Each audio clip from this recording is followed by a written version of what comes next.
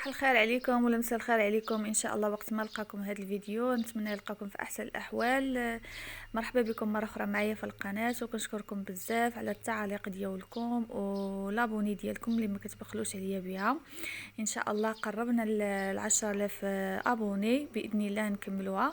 اليوم الفيديو ديال اليوم فيه وصفتين، يعني وصفه وواحد طبق ديال سلطه فروي ان شاء الله ينال الاعجاب ديالكم.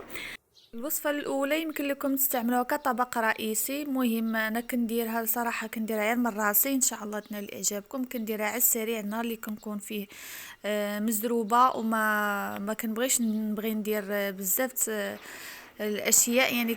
يعني كناخذ واحد المقلاة وكندير فيها كل شيء في خطره. نبداو على بركه الله ان شاء الله. كيف ما كتشوفوا غادي ناخذ واحد المقلاة يعني اللي تكون مغارقاش وتكون واسعه بحال هكا كبيره. كناخذ اللحم فيلي، هاد النوعيه ديال هاد اللحم هكا يعني مقطع بشويه بزاف يعني رقيق. كل مره وكيفاش كنلقاو، مره كنلقاو هكا رقيق بزاف، مره كنلقاو غليظ. يعني اللي كان عندكم يمكن لكم تستعملوه ماشي البيستيك، هذا اللحم فيلي يعني مرقق شويه. البيستيك راه كيكون شويه غليظ. صافي غادي نسرح هكا اللحم لتحت من الخضره يعني عباره عن الفلفل بالانواع ديالو. يمكن لكم ديروا اي نوع ديال الفلفله، الاحمر ولا الصفر ولا الخضر اللي كان، والبصله. ومعها كندير حتى شويه مطيشه كنقطع دواور موتزاريلا وشويه العطريه. هانتوما غتشوفوا معايا كلشي. شي مرات كندير حتى الجزر مبشور اولا مقطع مربعات صغيره، حتى هو تنديرو، حتى هو كيجي زوين. كيف ما كتشوفوا هنا غندير شويه زيت العود، زيت نباتي. دائما كنقولها في الفيديوهات، الزيت النباتي بالنسبه للناس اللي في المغرب. كناخذ البصل مبشور كندوزو في هذه الماكينه يعني كيجيني ساهل. يعني هذا الطبق هذا يعني على السريع بالنسبه للاخوات اللي خدامات ولا اللي ما كانتش عندهم الوقت باش يوجدوا الغداء، يعني هذا ساهل دغيا توجدوا. صافي غناخذ الفلفله حتى هي نقطعها مربعات شكل صغير. يمكن لكم تستعملوا اي نوع ديال الفلفله، انا كنت كيتوفر عندي هذا الخضر هذا والصفر. راه كتجي لذيذه صراحه هاد الوجبه هذه او هاد الوصفه، وحتى سريعه التحضير ما كتاخذش الوقت كتير، حيت ديجا اللحم فيه اللي مقطع رقيق بزاف ما تياخذش لك وقت كتير من في الطياب. يعني انا كنوجد في الخضره وهادشي والعافيه ديجا شاعله على المقله. صافي غادي ندير مطيشه هكا دواور. يمكن لكم ديروا قلت لكم حتى الجزر مبشور. وغادي ناخذ واحد زلافه صغيره فيها شويه الماء، وغندير العطريه اللي هي عباره عن شويه البزار وشويه الملحه. كما كتشوفوا هنا الملحه، شويه التحميره، البزار،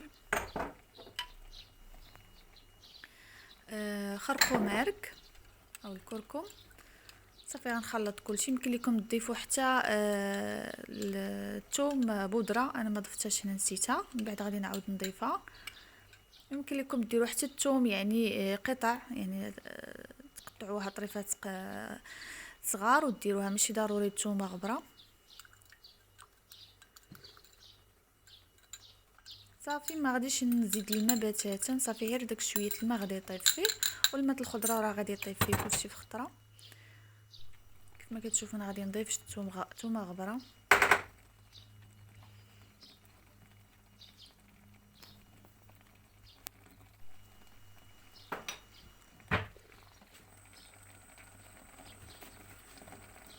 وشويه الربيع، يمكن لكم ديروه فريش اولا هكا يعني مثلج ماشي مشكل. صافي وغادي نغطي عليه يطيب. ما غاديش ياخذ من وقتكم كتير، يعني جهدوا في التوجاد وكل شيء في الطياب، يعني جهدوا 15 دقيقه دغيا تيطيب على عافيه مهيله بطبيعه الحال باش ما ينشفش لكم ويتحرق. صافي غادي نسد عليه وغنخليه هنا. من بعد ما طاب وتعسلات ديك البصله كيف ما كتشوفوا، بدون انك تشحريها اولا تحركي كل حتى حاجه، تخلي كل شيء هكا على بعضياته. كي قلت لكم هذا يكون طبق رئيسي مرافق لبعض الخضر يعني مسلوقه ولا شي حاجه ولا شلاضه. انا الدراري هنا عندي الولادي تيبغيو الموتزاريلا في فوق منهم، يعني كندوب شويه الموتزاريلا. يمكن لكم تستعينوا حتى بالفرماج اللي في المستطاع ديالو، اللي ماشي مستطاع يديرها غير هكاك بالخضيره. صافي هنا راه العافيه راني طافيه عليها، غادي نغطيها تذوب غير ديك الموتزاريلا صافي ونقدمو. كيف قلت لكم يمكن لكم تضيفوا معاه خضروات او شلايض ولا اللي كان.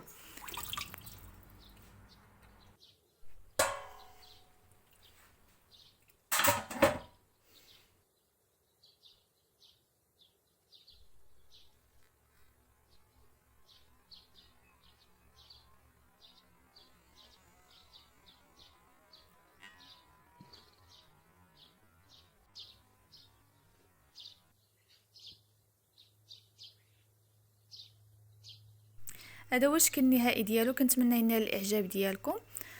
اما بالنسبه للفكره الثانيه يعني سلطه فروي، يمكن لكم تقدموها يا من بعد الغداء او لا في الكوتي ولا من بعد العشاء. كل واحد وعلى حساب الظروف ديالو. كتكون من جميع الفواكه اللي موجوده عندك في الدار، يعني شويه شويه من الحاجه، ماشي ضروري تكتري. كملاحظه هاد الفروي هذا ديال الغابه هذا من احسن، انا عندي هنا مثلج، احسن يكون فريش. يعني جربته صراحه، جمدته في المجمد، مي ما عجبنيش مني خرجته صراحه، ماشي بحال الفريش. غنحتاج السكر معلقه صغيره صافي، والفواكه كي قلت لكم على حساب اللي عندكم في الدار، وتقريبا نص حامضه اللي غادي نضيف ليهم. الحامض يعني منه كيحافظ على اللون الاصلي ديال الفاكهه، ما كيكحلش، وفي نفس الوقت كيخليه يطلق داك الماء ديال الفواكه كامله. صافي غادي نقطع الفواكه كامله اللي عندي اشكال مربعات، يا كبيره يا صغيره نتوما حرين. صافي ما غندير معاه لا عصير ليمون لا والو، غنخليه هكا طبيعي، مجرد كفكرة بالنسبة للقوت ديال الأطفال ديالكم أو لا العشاء، علاش لا، مع هكا شي حاجة بسيطة. أنا كنفضلو هكا نديرو مع الكريب ولا شي حاجة من بعد، وغادي نوريكم الصورة ديال الكريب، ماشي كريب عفوا، ديال بانكيك. وغنخلي لكم حتى الرابط ديال بانكيك في صندوق الوصف.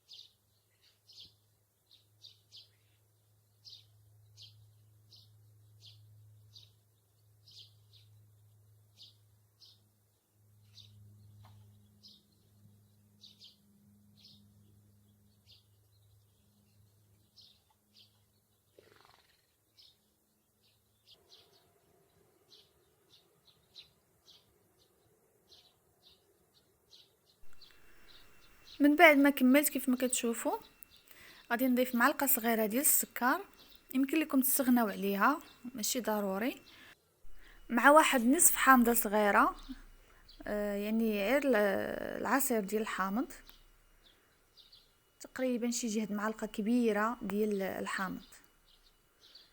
يمكن لكم ديروا حتى الليمون، ولكن الحامض كيحافظ على الفاكهه، اللون ديالها الاصلي ما تتكحلش بالمره، وتيحافظ عليه وكيخليه يطلق حتى يعني الماء ديالو، الفاكهه كامله كتطلق الماء ديالها بدون استعانه بعصير الليمون او حاجه اخرى.